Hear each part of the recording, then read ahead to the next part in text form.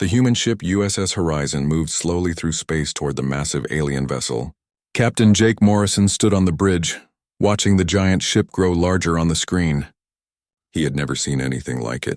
The Zephyrian flagship was 10 times bigger than his ship, with smooth blue metal that seemed to glow in the starlight. "Sir, they're opening a docking bay for us," said his communications officer, Lisa Carter. She was a smart engineer who had volunteered for this mission. Jake trusted her completely. "Take us in slowly," Jake ordered his pilot. This was humanity's first real meeting with the Zephyrian Empire. Everything had to go perfectly. The docking bay was huge. Their small ship looked like a toy inside it. As Jake and his team walked down the ramp, they saw hundreds of Zephyrian soldiers lining the walls. Each soldier was at least 7 feet tall, with blue skin that looked like crystal and 4 powerful arms. "Stay close and remember your training," Jake whispered to his team. Lisa Carter walked beside him, along with diplomat Alex Turner and medic Amy Johnson. The throne room was even more impressive than the docking bay. Golden pillars reached up to a ceiling that seemed miles high. At the far end, on a throne made of what looked like black diamond, sat Queen Virana. Jake had seen pictures, but seeing her in person was different. She was 8 feet tall, with skin that sparkled blue in the light. Her 4 arms moved gracefully as she gestured, and her eyes were the color of deep ocean water. She wore a crown made of silver and gems that seemed to float above her head. "So these are the famous humans," Queen Virana said. Her voice was deep and musical, but there was no warmth in it. "How small you are." Jake stepped forward and bowed respectfully. "Your Majesty, I am Captain Jake Morrison. We come in peace, hoping to build friendship between our peoples." Queen Virana laughed, a sound like crystal bells ringing. "Friendship? Look at you. You're barely half my height. Your skin looks so thin I could tear it with 1 finger. And you have only 2 arms. How do you even manage to do anything useful?" Her advisor, General Keck, stepped forward. He was even taller than the Queen, with scars across his face that told of many battles. "My Queen, perhaps we should not waste time with these creatures. They have nothing we could possibly want." "Oh, but General," the Queen said, still smiling coldly, "they amuse me. Tell me, little humans, do your people actually mate with each other? How does that work when you're so fragile?" Jake felt his face turn red, but he kept his voice steady. "Your Majesty, humans may be smaller than Zephyrians, but we've traveled across the galaxy to meet you. We've built cities and ships and art. We have much to offer." "Art?" Queen Virana laughed harder. "What could creatures like you create that would interest a Zephyrian? And as for mating," she shook her head, "no Zephyrian would ever lower themselves to mate with such weak beings." "The very idea is ridiculous," Lisa Carter stepped forward. Jake wanted to stop her, but she was already speaking. "Your Majesty, with respect, strength isn't just about size. Sometimes being smaller means being smarter." The Queen's eyes narrowed dangerously. "Are you suggesting that you're smarter than us, little human?" Before Lisa could answer, alarms started blaring throughout the throne room. Red lights flashed, and Zephyrian soldiers began running in all directions. General Keck spoke quickly into a device on his wrist. "My Queen," he said urgently, "there's been an explosion in the engine room. The safety systems are failing. If we can't fix it, the whole ship could be destroyed." Queen Virana stood up, her face serious now. "How long do we have?" "Maybe 20 minutes, General Keck replied. "Our engineers are trying to fix it, but the human technology is interfering with our systems somehow." Lisa Carter looked at Jake, who nodded. She stepped forward again. "Your Majesty, I'm an engineer. Maybe I can help. You?" General Keck laughed. "What could a tiny human do that our best engineers cannot?" "Sometimes a different way of thinking helps," Lisa said simply. Queen Virana stared at her for a long moment. Finally, she waved her hand. "Very well. But if you make things worse, I'll throw you out the airlock myself." They rushed through the corridors to the engine room. The scene was chaos. Zephyrian engineers worked frantically at control panels while sparks flew from damaged equipment. The air was filled with smoke and the smell of burning metal. Lisa studied the situation quickly. She saw the problem right away. The human ship's docking had created an energy feedback loop with the Zephyrian systems. It was like 2 different languages trying to talk to each other and creating confusion. "I need some tools," she told the Zephyrian chief engineer. He looked at her doubtfully but handed her a kit. Working quickly, Lisa began rewiring some of the connections. She used parts from her own equipment, creating a bridge between the human and Zephyrian systems. Her small hands could reach places the larger Zephyrians couldn't access. "What are you doing?" the chief engineer asked nervously. "Creating a translator," Lisa explained as she worked. "Your systems and ours speak different languages. I'm teaching them to understand each other." The countdown continued. 15 minutes. 10 minutes. 5 minutes. With 2 minutes left, Lisa made the final connection. Suddenly, the alarm stopped. The red lights turned green. The dangerous energy readings dropped to normal levels. The Zephyrian engineers cheered. General Kex looked shocked. Queen Virana stared at Lisa with new eyes. "How?" the queen asked. "Sometimes the answer isn't about being stronger," Lisa said, wiping sweat from her face. "Sometimes it's about finding a different way." Back in the throne room, Queen Virana sat quietly for a long time. Finally, she spoke. "Perhaps humans are not completely useless," she said slowly. "I will allow limited trading between our peoples. But understand this clearly. You will stay in your assigned areas of space. Don't think this changes anything. You're still weak creatures, and we're still your superiors." Jake bowed again. "We understand, Your Majesty. Thank you for this opportunity." As they walked back to their ship, Alex Turner whispered, "That went better than expected." "Did it?" Lisa asked. "She still thinks we're inferior," Jake smiled. "Maybe, but she's thinking about us now." "That's a start." Behind them, Queen Virana watched from a window as the human ship departed. She couldn't stop thinking about what the small engineer had done. No Zephyrian had thought of that solution. "Interesting creatures," she murmured to herself, though she would never admit it to anyone else. 3 months after the first meeting, Captain Jake Morrison was eating breakfast when the emergency alert came through. Lisa Carter burst onto the bridge, her face worried. "Captain, we're getting a distress signal from the Kepler asteroid field," she reported. "It's a Zephyrian mining colony. They're in serious trouble." Jake looked at the message on his screen. A massive solar flare had hit the colony, damaging their life support systems. Hundreds of Zephyrian civilians were trapped underground with limited air and power. "Sir," said pilot Danny Rodriguez, "there are Zephyrian rescue ships heading there too, but they're still 6 hours away." "We're only 2 hours out." Jake made his decision quickly. "Set course for the asteroid field. Maximum speed." Amy Johnson, their medic, looked worried. "Captain, what if they don't want our help?" "Remember what Queen Virana said about staying in our areas?" "People are dying," Jake said simply. "We help people. That's what humans do." The asteroid field was dangerous. Huge rocks floated everywhere, spinning and crashing into each other. The Zephyrian colony was built inside one of the largest asteroids, deep underground where it was safe from impacts. When they arrived, Jake could see the damage immediately.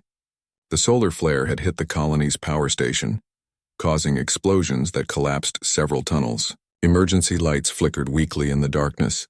"The Zephyrian rescue ships can't get close," Danny reported. "The asteroids are moving too much. Their ships are too big to navigate safely." Jake looked at their small, nimble ship. "But we can." Lisa was already working at her station. "I'm picking up life signs deep in the colony. There are people trapped in at least 3 different sections." Before Jake could respond, another ship appeared on their screens. It was Queen Virana's personal vessel. Smaller than her flagship, but still much larger than the human ship. "Human vessel," came the Queen's voice over the radio. "What are you doing here?" "Your Majesty," Jake replied respectfully. "We received the distress call. We came to help." There was a long pause. "We don't need help from humans. Our rescue ships will handle this." "With respect, Your Majesty, your ships can't get through the asteroid field." "Ours can." Another pause, longer this time. Finally, the Queen spoke again, her voice tight with anger and worry. "My nephew is trapped down there. Prince Zek was inspecting the mining operation when the flare hit." Jake understood now why she was here personally. "We can reach him, Your Majesty." "Let us help." "I don't trust you," Queen Virana said bluntly. "Then come with us," Jake offered. "Your ship can dock with ours." "You can make sure we do everything right." Amy Johnson stared at him in shock. No human had ever suggested that an 8-foot alien queen come aboard their tiny ship. After another long pause, Queen Virana agreed. "Very well. But if you try anything suspicious, I'll tear your ship apart with my bare hands." Minutes later, Queen Virana ducked through the airlock onto the human ship. She had to bend over to avoid hitting her head on the ceiling. Everything looked impossibly small to her, but she was impressed by how efficiently the humans worked. "Danny, take us in slowly," Jake ordered. The pilot guided their ship carefully between the spinning asteroids, using thrusters to dodge the larger rocks. Queen Virana watched in fascination as Danny's hands danced over the controls. His ship moved like a dancer, spinning and weaving through spaces where her larger ships could never fit. "There," Lisa called out, pointing to a crack in the asteroid's surface. "That's where we need to go." The entrance was barely wide enough for their ship. Danny had to turn sideways and use the smallest possible movements. Queen Virana found herself holding her breath as they slipped inside. The colony's tunnels were a maze of collapsed passages and flickering lights. Amy Johnson worked with Lisa to locate the trapped survivors while Jake coordinated rescue efforts. "I'm reading life signs here," Amy said, pointing to her scanner. 17 people trapped behind a cave-in. "And here," Lisa added, 23 more in the lower level. Queen Virana's face was tight with worry. "Where is Prince Zek?" Lisa checked her readings again. Deeper down. Section 7. The tunnel collapsed completely. He's alone. They worked for hours, moving carefully through the dangerous passages. The human team rescued group after group of Zephyrian civilians, carrying them to safety in the colony's emergency shelters. Finally, they reached Section 7. The tunnel was completely blocked by fallen rocks, some as big as cars. "We can't move these," Danny said, studying the blockage. "They're too heavy." Queen Virana pushed forward, using her 4 arms to try moving the largest rocks. Her strength was incredible, but even she couldn't budge the heaviest ones. "Wait," Lisa said, scanning with her equipment. "There's a small space here near the bottom. It's only about 2 feet wide, but it goes all the way through." Amy looked at the gap and shook her head. No Zephyrian could fit through there. "It's too small." "But a human could," Danny said quietly. Jake started to volunteer, but Danny was already moving. "I'm the smallest," he said. "And I know rescue procedures." Queen Virana watched in amazement as Danny squeezed into the tiny gap. He had to crawl on his belly, pushing a small light ahead of him. His voice came through the radio as he worked his way through. "I can see Prince Zek," Danny reported. "He's alive but unconscious. There's a gas leak down here. That's why he passed out." For the next 3 hours, Danny worked in the cramped, dangerous tunnel. He stopped the gas leak, gave Prince Zek medical attention, and slowly helped the young Zephyrian crawl to safety. When they finally emerged from the tunnel, Prince Zek was weak but alive. Queen Virana dropped to her knees and hugged her nephew with all 4 arms, tears streaming down her face.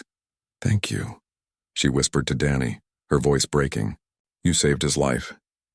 Danny was exhausted and covered in dirt, but he smiled. "That's what we do. We help people." By the time the Zephyrian rescue ships arrived, all the survivors had been brought to safety. The human crew had worked alongside Zephyrian emergency teams, sharing equipment and medical supplies. As they prepared to leave, Queen Virana stood with Jake in the ship's small corridor. She had to bend over, but she looked directly into his eyes. "I was wrong about humans," she said quietly. "You're not weak. You're different. You do things we never thought of." "We're all different," Jake replied. "That's what makes us stronger together." Queen Virana nodded slowly. "Perhaps. I need to think about this." As the human ship departed, Queen Virana watched it disappear into space. She couldn't stop thinking about what she had seen. The human pilot who had risked his life for a Zephyrian prince. The medic who had worked tirelessly to save strangers. The engineer who solved problems with creativity instead of force. "Interesting," she murmured, using the same word as before. But this time, her voice was full of respect. Prince Zek, recovering in the medical bay, looked at his aunt curiously. "Are you all right, Aunt Virana?" The Queen smiled, a real smile this time. "I think I'm beginning to understand something important, nephew." Something I should have learned a long time ago. 2 weeks after the rescue mission, Queen Virana was reading reports in her private chambers when General Kex burst in without knocking. His face was dark with anger. "My queen, Admiral Drax, has attacked Harmony Station," he announced. Virana looked up sharply. Harmony Station was a neutral trading post where humans, Zephyrians, and several other alien species lived and worked together peacefully. "What do you mean, attacked?" "He claimed they were harboring human spies," General Kex explained. "Drax destroyed half the station with his battle fleet. Thousands are dead." Virana felt sick. Admiral Drax led the military's war faction, the group that wanted to conquer more worlds. She had been fighting against his influence for years. "Where is Drax now?" she asked. He's returning to the home fleet. He says the humans were planning to attack us and this was a defensive action. Virana knew this was a lie. The humans had no reason to attack anyone, and Harmony Station was completely peaceful. But Drax was popular with many military officers who believed Zephyrians should rule the galaxy. 3 days later, Captain Jake Morrison contacted her directly. His face on the video screen looked tired and sad. "Your Majesty," he said formally, "we need to talk about what happened at Harmony Station." "I had nothing to do with that attack," Virana said quickly. "I know," Jake replied. "But some of your military leaders are claiming we attacked first. They're using this as an excuse to prepare for war against us." Virana closed her eyes. This was exactly what she had feared. "What do you propose?" "A joint investigation," Jake said. "Your people and ours, working together to find out what really happened. If we can prove who actually started the violence, maybe we can prevent a war." It was a reasonable request, but Virana knew how dangerous it would be for her politically. Working with humans would give her enemies more ammunition against her. "Very well," she said finally, "but this investigation must be secret. If Admiral Drax learns about it, he'll try to stop us." A week later, Queen Virana found herself aboard a small research ship, working directly with the human investigation team. The ship was a joint design with areas built for both human and Zephyrian crew members. The human team was led by Alex Turner, the diplomat she had met during first contact. Virana was surprised to find herself impressed by his intelligence and calm manner. Unlike many humans, he didn't seem intimidated by her size or royal status. "The evidence is clear," Alex said during one of their evening meetings. They were alone in the ship's conference room studying data from the attack. Admiral Drax fired first. The station's defense systems show his ships approaching with weapons charged. "But why would he do such a thing?" Virana asked, though she suspected she knew the answer. Alex looked at her carefully. "I think he wanted to start a war. Some of your military leaders believe Zephyrians should rule the galaxy.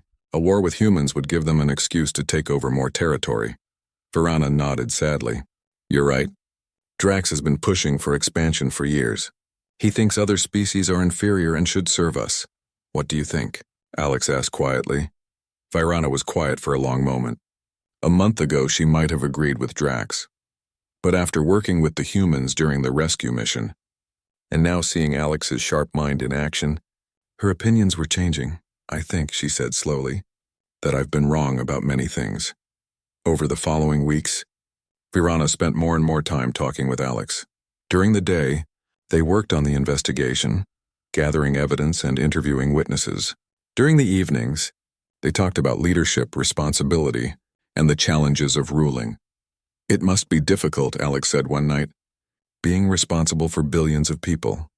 Sometimes I wonder if I'm doing the right things," Virana admitted. "When I was younger, everything seemed simple. Zephyrians were strong, others were weak, and strength was all that mattered." "And now?" Alex asked. "Now I see humans like Danny who risk their lives for strangers, like Lisa, who solves problems with creativity instead of force, like you who seeks truth instead of just victory." Virana shook her head. "Maybe strength isn't what I thought it was." Alex smiled. "Every good leader questions themselves sometimes. It shows you care about doing what's right." Virana found herself looking forward to these conversations. Alex treated her as an equal, not as a frightening alien queen. He listened to her worries and offered thoughtful advice. She had never had a friend like this before, but their investigation was revealing dangerous truths. The evidence showed that Admiral Drax had not only attacked without provocation, but had also been planning similar strikes against other peaceful worlds. He was building support for a massive war that would devastate the galaxy. "We have to stop him," Alex said, looking at the latest intelligence reports. "How?" Virana asked. "He has support from half the military. If I move against him directly, it could cause a civil war among my own people." "Maybe," Alex said thoughtfully. "We need to show everyone the truth publicly. If people see the evidence, they can decide for themselves." It was a risky plan. Going public with evidence against Admiral Drax would force Virana to choose sides openly. She would be supporting humans against her own military leaders. The night before the planned announcement, Virana couldn't sleep. She walked to the observation deck and stared out at the stars. Alex found her there looking troubled. "Having second thoughts?" he asked gently. If I do this tomorrow, I'll be seen as a traitor by many of my people, Virana said. Some will say I've been corrupted by humans. What do you think is right? Alex asked. Virana looked at him. In the starlight, his face was serious and kind. Over the weeks of working together, she had come to respect his judgment more than any advisor she had ever known. I think, she said quietly, that preventing a war is more important than my political position. Alex nodded. Then you know what you have to do. The next morning, Queen Virana stood before the Galactic Council and presented the evidence. The room was filled with representatives from dozens of worlds, including Admiral Drax and his supporters. The evidence shows clearly that Admiral Drax attacked Harmony Station without provocation, she announced. He has been planning similar attacks against peaceful worlds throughout the galaxy. The reaction was explosive. Admiral Drax leaped to his feet, his face twisted with rage. You side with humans against your own people. He shouted. I side with truth, Virana replied calmly, and with peace. The council voted to condemn Admiral Drax's actions and prevent his planned war. But the political damage to Virana was severe. Half of her own military refused to recognize her authority anymore. That evening, Alex found her sitting alone in her quarters, looking defeated. I've split my own empire in half, she said sadly. Many of my people will never trust me again. Alex sat down beside her, something that would have been unthinkable weeks earlier. You did the right thing. You saved billions of lives, did I? Virana asked. Or did I just make everything worse? Alex was quiet for a moment. Then he reached out and gently touched one of her hands. You showed incredible courage today. You chose to do what was right, even when it cost you personally. That's what real leadership looks like. Virana looked down at his small hand touching hers. The gesture was simple, but it meant everything to her. For the first time in her life, someone valued her for her choices, not her power or her title. Thank you, she whispered. As they sat together in the quiet room, both of them realized that something had changed between them. What had started as a political alliance was becoming something much deeper and more personal. After exposing Admiral Drax's war plans, Queen Virana could no longer return safely to her home world. Half of her military had turned against her, calling her a traitor for siding with humans. For her own safety, she accepted Captain Jake Morrison's offer to stay aboard the human diplomatic vessel. Living in close quarters with the human crew, Virana began to see their daily lives up close. She watched Lisa Carter fix broken equipment with patient skill. She saw Amy Johnson care for sick crew members with gentle kindness. She observed Danny Rodriguez practicing his piloting skills for hours, always trying to improve. But it was her growing friendship with Alex Turner that surprised her most. Every evening they would talk in the ship's small garden room, sharing stories about their lives and their worlds. What was your childhood like? Alex asked one night as they sat among the flowering plants. Virana smiled, thinking back. Very formal. As a princess, I had teachers for everything. Combat, politics, history, protocol. I was trained to rule from the time I could walk. That sounds lonely, Alex said gently. It was, Virana admitted. I had servants, but no real friends. Everyone always treated me as their future queen, not as a person. She looked at him curiously. What about you? Alex laughed. Very different. I grew up in a small town with my parents and 3 brothers.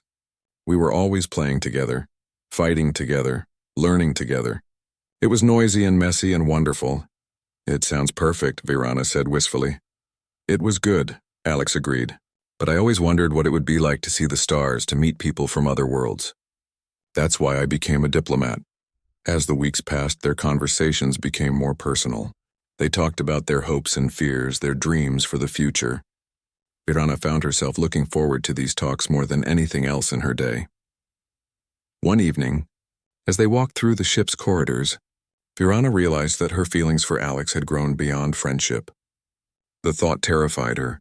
She was a 8-foot-tall alien queen and he was a human man. Such a relationship seemed impossible, but Alex seemed to be having similar thoughts. He found excuses to spend time with her, and she caught him looking at her with an expression she had never seen before. Not fear or awe, but something warm and tender. The moment everything changed came during a diplomatic dinner with representatives from several worlds. An ambassador from the Rigel system made a crude comment about humans and their alien pets. Alex started to respond diplomatically, but Virana stood up to her full height, her eyes blazing with anger. "Ambassador Chen speaks with my full authority," she said coldly. "Anyone who disrespects him disrespects me." After the dinner, Alex found her on the observation deck. "You didn't have to do that," he said quietly. "Yes, I did," Virana replied. "No one insults someone I care about." Alex looked up at her, his eyes serious. "How much do you care?" Virana's heart raced.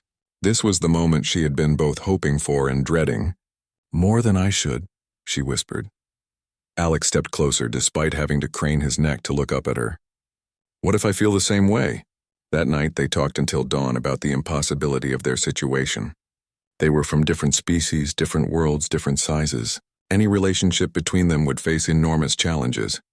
"Maybe it's impossible," Alex said as the sun rose through the ship's windows. "But maybe some things are worth trying even if they're impossible." Virana reached down and gently touched his face with one of her hands.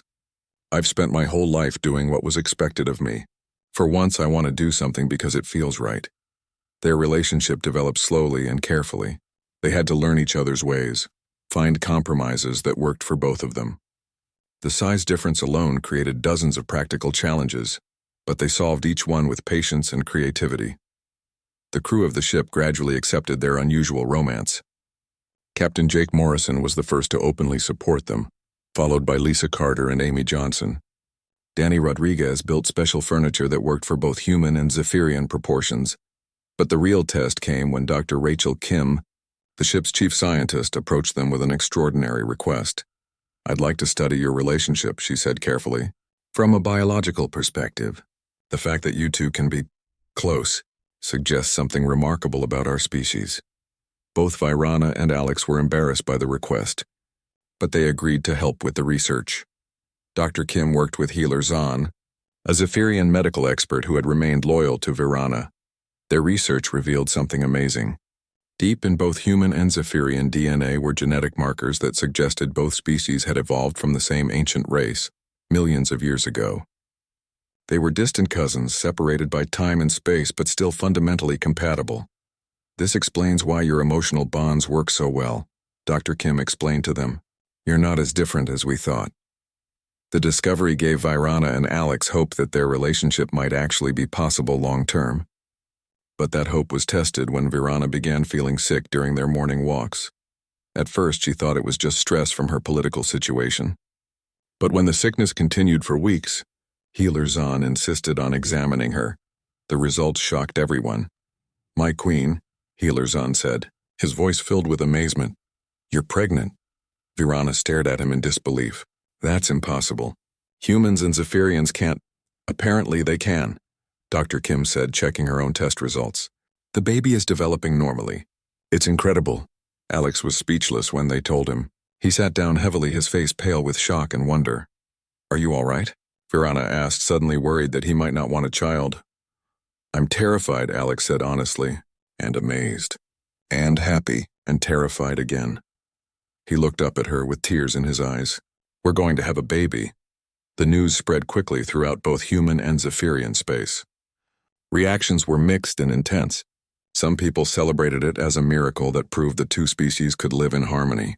Others were horrified, calling it an abomination that went against nature. Admiral Drax, still fighting for control of the Zephyrian military, used the pregnancy to rally his supporters. "This proves that the Queen has been corrupted by human influence," he declared. No true Zephyrian would pollute their bloodline with alien genes. But Virana's supporters saw things differently. Prince Zek, the nephew she had saved during the mining accident, spoke publicly in her defense. "My aunt risked everything to prevent a war," he said. "Now she's creating something new and wonderful. This child will be a bridge between our peoples." As her pregnancy progressed, Virana faced constant threats from extremists on both sides. Some Zephyrians wanted to assassinate her for betraying their species' purity. Some humans feared that a hybrid child would be too powerful or dangerous. Dr. Kim and Healer Zahn worked around the clock to monitor the pregnancy and prepare for a birth unlike any in galactic history. They had no idea what to expect from a human-Zephyrian hybrid, but all the signs looked positive. Through it all, Alex never left Virana's side. He held her hand during the difficult days and celebrated with her during the good ones. Together, they prepared for the arrival of a child who would change both their species forever. "What kind of world are we bringing her into?" Virana asked one night, her hand resting on her growing belly. "A world that needs her," Alex replied, covering her hand with his. "A world that needs proof that different peoples can come together and create something beautiful." Neither of them knew the challenges that lay ahead, but they faced them together, united by a love that had already achieved the impossible. The birth began on a quiet Tuesday morning as Virana and Alex were having breakfast together. She suddenly gasped and grabbed Alex's arm with one of her hands. "It's time," she said, her voice tight with pain and excitement. Dr. Rachel Kim and healer Zahn had been preparing for this moment for months. They had built a special medical facility aboard the ship, designed to handle both human and Zephyrian biology. Within minutes, medical teams from both species were working together to ensure a safe delivery. The labor was long and difficult. Virana's hybrid pregnancy was unlike anything the doctors had seen before. But Alex stayed by her side through every contraction, holding her hand and whispering encouragement.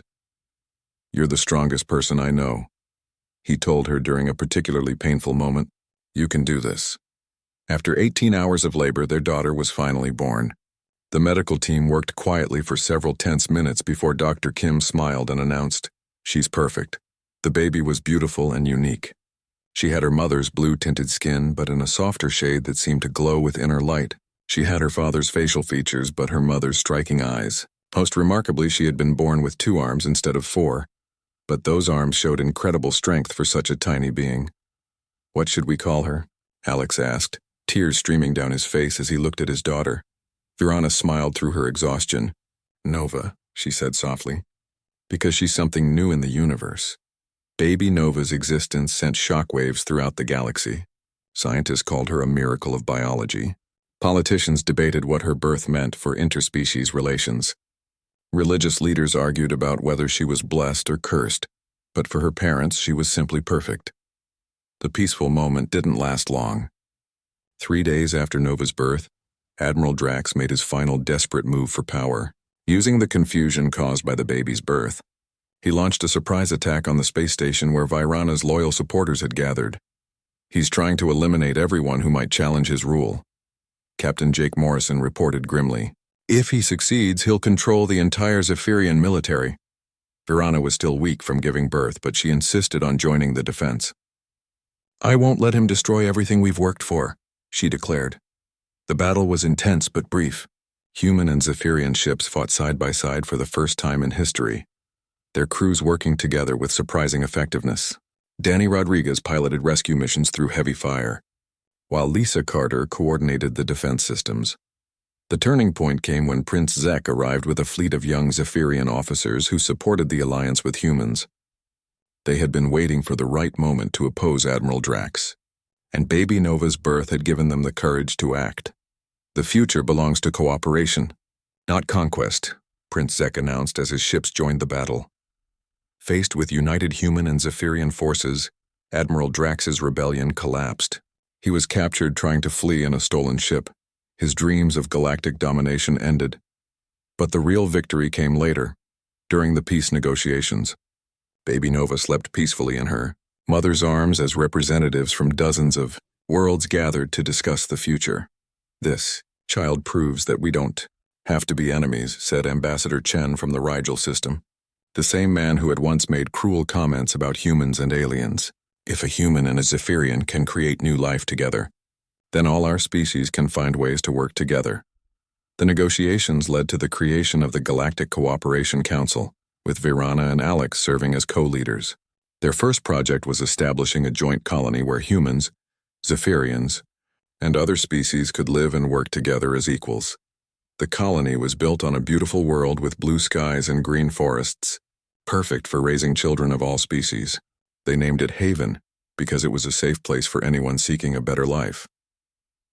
1 year after Nova's birth, Virana and Alex stood in Haven's central garden, watching their daughter take her first steps. She toddled between her parents with determination, her blue-tinted skin glowing in the sunlight. "Look," Alex said, pointing to a group of children playing nearby. Human children, Zephyrian youngsters, and kids from several other species were building something together with colorful blocks. "What are they making?" Virana asked. A space station, called out one of the human children. It's where all the different people can live together. Nova clapped her hands and gurgled happily, as if she understood exactly what the children were talking about. Dr. Kim approached them with her latest research reports. Nova's development is remarkable, she said. She shows the best traits of both species, human creativity and empathy, combined with Zephyrian strength and intelligence. She's going to be extraordinary. She already is, Virana said, picking up her daughter and spinning her gently in the air. Nova laughed with delight, her joyful sounds making everyone nearby smile. Captain Jake Morrison joined them, carrying his own young son. The council just approved 3 more joint colonies, he reported. And we're getting requests from species we've never even met before. Everyone wants to be part of this alliance. Alex shook his head in amazement. A year ago, our species barely knew each other. Now we're building a galactic community. It's because of her, Virana said, kissing Nova's forehead. She showed everyone that cooperation creates something better than what any of us could build alone. As the sun set over Haven, painting the sky in brilliant colors, families from across the galaxy gathered for the evening meal. Children played together while their parents shared stories and laughter. Differences in size, skin color, and number of arms no longer mattered. What mattered was the bond they all shared as people working toward a better future.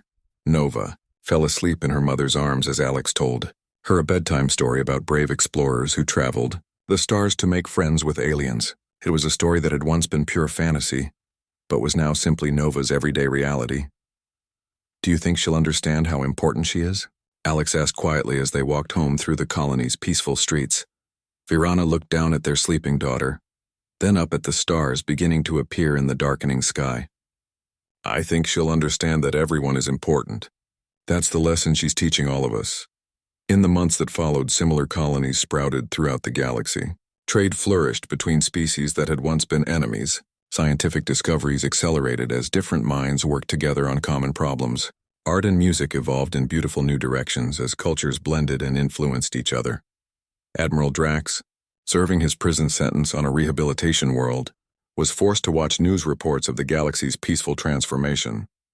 His dreams of conquest and domination seemed foolish now, compared to the prosperity that cooperation had brought. On Nova's 2nd birthday, representatives from over 50 different species gathered on Haven to celebrate. The little girl toddled through the crowd, receiving gifts and hugs from beings of all shapes and sizes. She treated them all the same, with curiosity, joy, and the absolute certainty that they were all friends.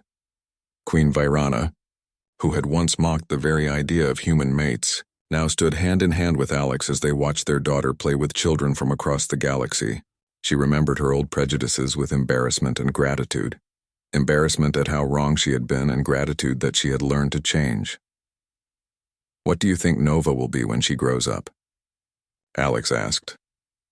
Virana smiled, watching their daughter help a shy alien child join a game with the others. I think she'll be exactly what the galaxy needs her to be. Just like her father, Alex squeezed her hand, and just like her mother.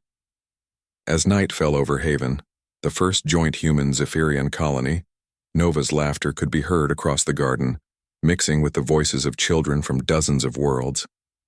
It was the sound of the future, bright, joyful, and filled with infinite possibilities. The galaxy had learned that love could indeed conquer all, even the vast distances between stars and the differences between species. And it had all started with one simple truth that humans had always known. Everyone deserves a chance to be understood, respected, and loved.